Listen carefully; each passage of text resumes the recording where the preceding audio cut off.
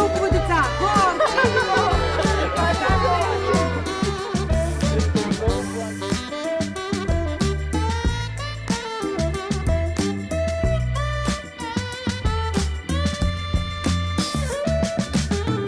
Преди около 3 години и малко, монката ми се обади по време на най-тъжния локдаун. Ми каза, че иска да говорим за нещо важно.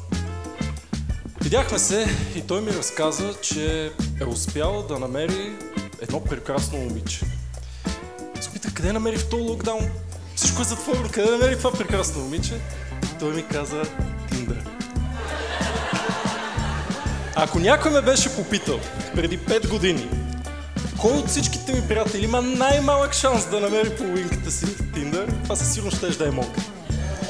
Преди, може би, не знам, 15-20 години, този човек ме беше помолил да му кача целият интернет на един диск. Добре, айде.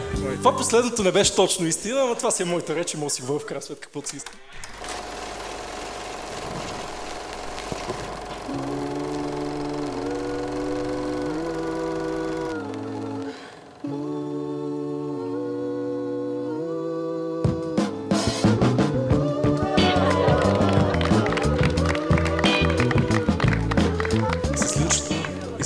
Най-сърдечно да ви благодарим, че ни избрахте именно нас, да ви съпроводим в този най-хубав и светъл ден за вас.